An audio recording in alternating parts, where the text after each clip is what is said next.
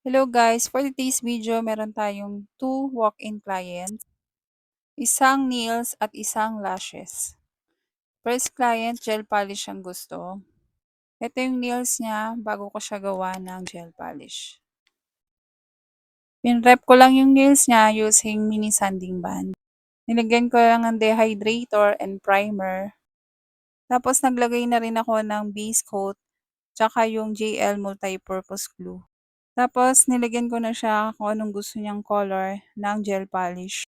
Every application pala, kinukure ko siya for 60 seconds sa UV lamp. Tapos eto na yung final look after top coat. Pero meron akong maling nagawa dyan. Nakalimutan kong i-second coat yung isang ring finger. Tapos nag-proceed na ako sa second client. First time nga pala ni ma'am magpa-lash extension. Nakita niya yung isang client ko na may lash extension kaya tinanong niya kung saan siya nagpagawa. Credit to Miss Jemima. Actually guys, karamihan sa client ko is kung di nila ako nakikita sa Facebook ay puro referral. Minsan sa isang bahay, isa lang yung nagpapabook sa akin. Pero dahil nagustuhan nila yung gawa ko, yung isa nagiging 2, 3, 4, hanggang nagiging regular client ko na sila. Yung iba talagang every month nagpapagawa sa akin ng lash extension tsaka nails.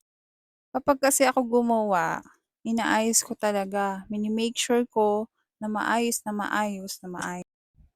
Usually, ang processing time ko is 2 to 3 hours per client. Hindi ko minamadali ang gawa ko para talagang sure na maayos. Gusto ko kasi ang gawa ko quality versus quantity. Para next time, uulit sila sa akin at magiging regular clients ko na sila. Tinuturuan ko rin sila ng mga aftercare. Tapos binibigyan ko rin sila ng ilang days na warranty. At kung may problem sa mga gawa ko, i-message lang nila ako. Sa paglalashes, ang mga step na ginagawa ko, una, nilalash bath ko muna using lash shampoo. Tapos binabanlawan ko lang po ito using mineral water. Pero kung meron kayong distilled water, much better po. Tapos nilalagyan ko lang siya ng eye patch gel tsaka isolation tape dun sa lower lashes.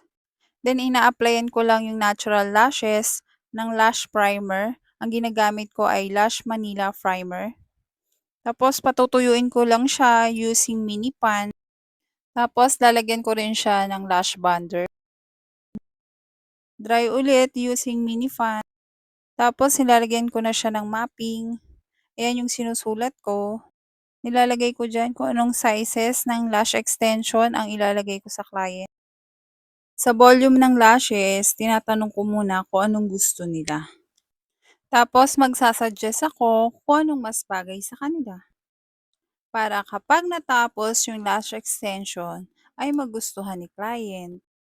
Yes po, importante po na tanungin muna natin si client kung anong gusto nilang lash extension. Pinapakita ko rin kung anong mga sample ng pagpipilian nila. Sa usapan namang mapping, ako na ang nagsasuggest sa kanila kung anong babagay sa kanila. Depende kasi yon sa shape ng eye ni client. Pwedeng dull eye, cat eye, natural eye. Tapos, pag nagdidikit naman ako ng lash extension, bawat isang natural lashes, dinidikitan ko yan pwedeng 1D, 2D, 3D, 4D, hanggang 10D, depende sa volume na gusto ni client. Tsaka mini-make sure ko na may proper isolation pag nagdidikit ako ng lash extension.